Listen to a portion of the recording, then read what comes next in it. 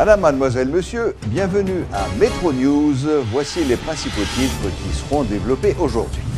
Après Michel Duvivier-Pierre-Louis et Jean-Max Bellerive, l'ancien Premier ministre Laurent Lamotte a été auditionné à son tour par les membres de la commission sénatoriale spéciale d'enquête sur la gestion des fonds de Petro-Caribé.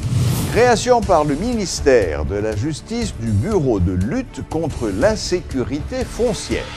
Cette entité, composée d'unités spécialisées de la PNH, a pour mission de combattre la spoliation et le vol de terrain. Rapatriement par les gardes-côtes américains de plus d'une centaine de migrants haïtiens qui tentaient de gagner les États-Unis. Il s'agit du plus important groupe de migrants haïtiens interceptés au cours de la dernière année. Métro News vous est apporté par HeyTrack. HeyTrack vous invite à gagner des cadeaux avec l'huile moteur mobile Delvac.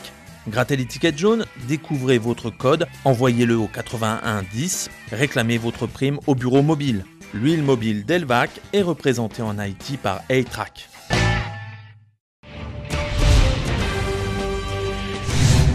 La commission sénatoriale spéciale d'enquête sur la gestion des fonds de Petro-Caribé a intensifié ses auditions au cours des dernières semaines. Deux anciens premiers ministres, Michel Duvivier-Pierre-Louis et Jean-Max Bellerive, ont d'abord été interrogés. Ce jeudi, les membres de cette entité ont auditionné l'ancien premier ministre Laurent Lamotte. L'ex-chef de gouvernement, sous la présidence de Michel Martelly, a affirmé qu'il avait fait une gestion rationnelle des fonds du programme Petro-Caribé. Moi, j'ai des explications très claires, côté que moi fait un historique pour montrer que sur chaque point, dans trois projets, deux lycées qui sont finis, si nous sommes entrés dans l'école. Donc, marché poisson beaucoup fini parce que nous avons une dette de l'État haïtien envers le film d'exécution qui fait que le marché beaucoup fini. Donc, c'est qui est très simple. Si on fait un projet, c'est à nous discuter, soit on fait un projet et que vous avez des arriérés de paiement sur le projet a campé dans tous les pays du monde et pour n'importe qui est, que ce soit en privé, que ce soit l'État, que ce soit mon ouvrier. Soit battre son caille, car elle a coûté $1000, ou payer moitié, ou pour payer reste moitié, et mais qu'elle a campé jusqu'à ce qu'on paye. Encore quoi que son parent plus qui franchit aujourd'hui, parce que nous avons un ancien Premier ministre qui défend pile temps comme Premier ministre, et pendant tant que le Premier ministre a 3 résolutions qui étaient votées. 5 résolutions avec une estimation de plus de $688 000 américains. 8 millions. 688 millions $ américains. 2 contrats. Oui, l'argent. D'où, ça veut dire que c'est pile l'argent qui a servi le pays pour faire pile bagaille. D'où, je crois que la nation a besoin qu'on ait 688 millions, qui ça fait avec elle? Et c'est question ça que nous avons essayé de poser. Ils répondent. Je pense que les gens disent ce n'est pas pour intimider personne, bien au contraire, c'est pour permettre que les gens qui viennent dans l'audition comprennent. La caméra nous est branchée, peut-être puis devant, nous avons regardé la vidéo ensemble. Tout secrétaire nous est là, nous prenons note, expert nous avons analysé ce qu'on dit.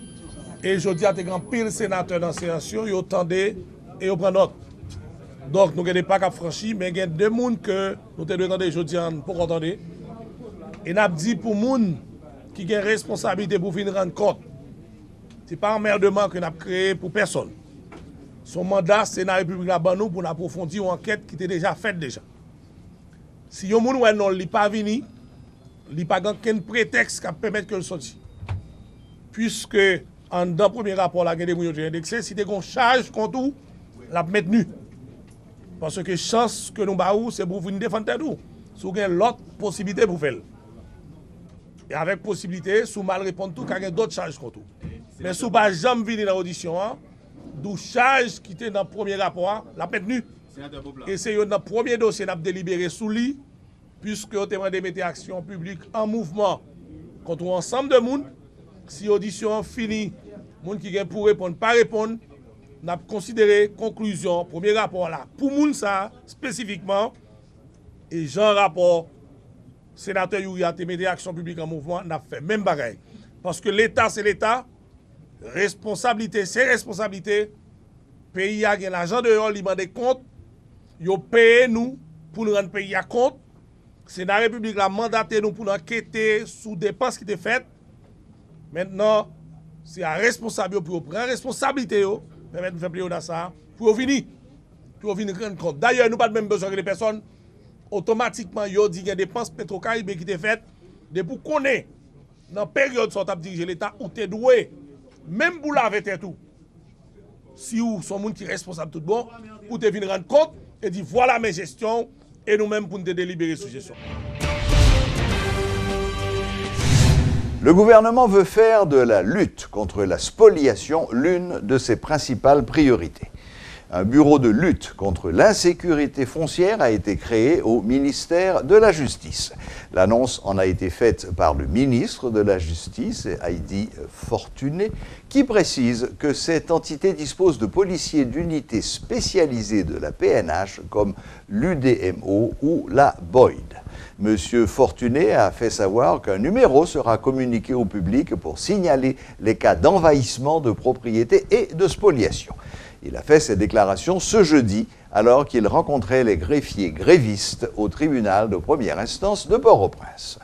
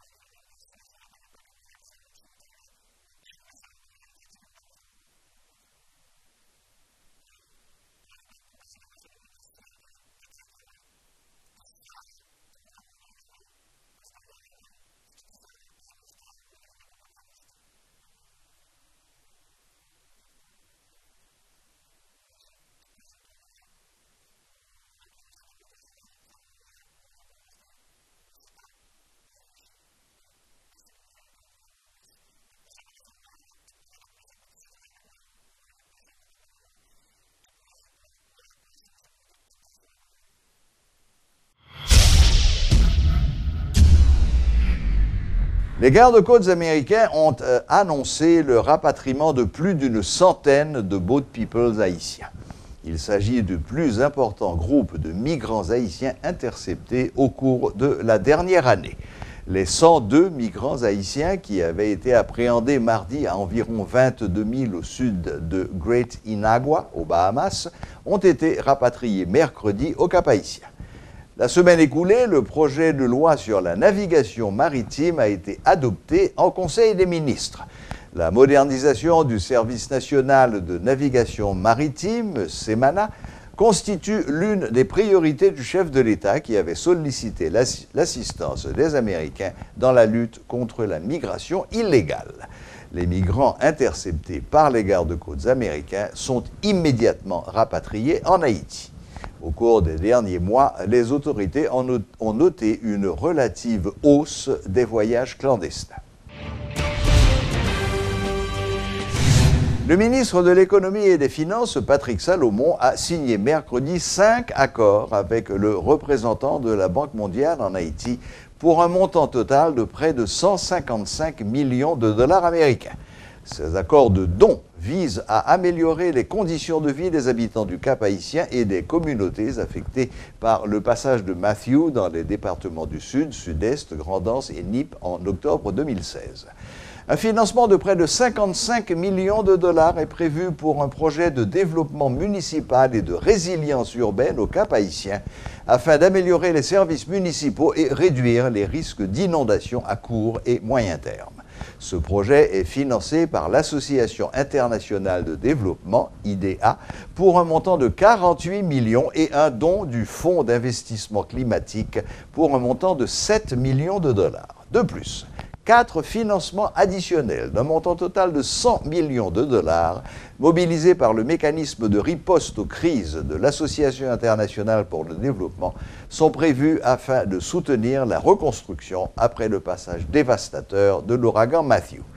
La Banque mondiale est engagée aux côtés de la population haïtienne pour mieux faire face aux catastrophes naturelles, a ajouté le directeur par intérim des opérations de cette banque.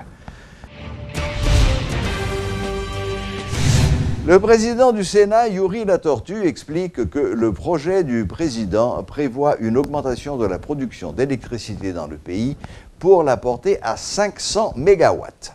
Une entreprise chinoise installerait une centrale d'une capacité de 300 mégawatts dans l'Artibonite ou dans le Nord-Est. Et les compagnies locales augmenteraient leur capacité totale à 200 mégawatts, précise le sénateur Latortue. Par ailleurs, une compagnie sud-américaine serait chargée de la rénovation et de l'interconnexion du réseau électrique. À Port-au-Prince, il y a déjà 3 compagnies qui fonctionnent. Eux-mêmes, ils vont avoir un contrat de 200 mégawatts, puisque ce sont des sociétés nationales. Et il y a une autre compagnie qui viendra pour installer une autre usine de 300 mégawatts dans le nord, soit dans l'Artibonite, soit dans le nord-est. Et avec ces 500 mégawatts et la mise sur pied d'un réseau électrique de Ouanamètre à Jérémie, eh bien, on pourra justement avoir le courant disponible. Normalement, une seule centrale de 300, et ceux ou celles qui ont déjà des centrales à Port-au-Prince devraient augmenter leur performance, mais réduire le prix du kilowattheure. Donc, normalement, c'est ce projet, et le président, à chaque fois qu'on se rencontre, nous dit qu'il est en contact avec les compagnies nationales et également avec cette compagnie. Nous sommes au courant de cette démarche qu'on devrait avoir dans les 2 années environ 500 mégawatts. Gaz, solaire, éolienne, il y aurait un mélange de tout ça pour aboutir à ces 5 mégawatts. Donc il n'y aura plus de centrales thermiques comme c'est le cas aujourd'hui? Il y aura des centrales thermiques, mais dans la centrale thermique, on peut ajouter le solaire. Si vous avez, disons, 100 mégawatts thermiques, vous pouvez ajouter un autre 50 mégawatts avec la vapeur qui justement créer l'électricité de cette même centrale thermique. Je crois que la machine doit être mise en branle et qu'aujourd'hui, il n'en revient plus au président d'annoncer, il revient maintenant aux gens d'agir. Et je crois que ceux qui ont encore le doute, ceux qui agissent comme Saint Thomas, eh bien, doivent de jour en jour prendre confiance. Moi, de mon côté, j'essaierai avec nos collègues sénateurs de mettre tout en œuvre pour que nous puissions atteindre l'objectif. Parce que l'objectif, ce ne sera pas l'objectif maintenant simplement du président Jovenel, c'est un objectif que les pouvoirs devaient être mis en place pour atteindre. Avoir l'électricité, avoir de l'eau, avoir de l'investissement, avoir un environnement protégé. Tout ça, nous avons répété les mêmes paroles pendant la campagne.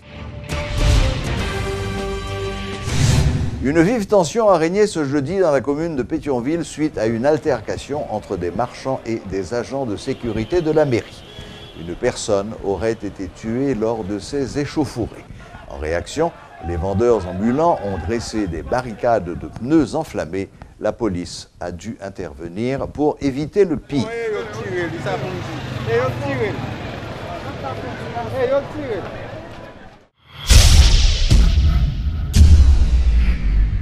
Médecins sans frontières souhaite que les violences sexuelles soient reconnues comme une urgence médicale en Haïti.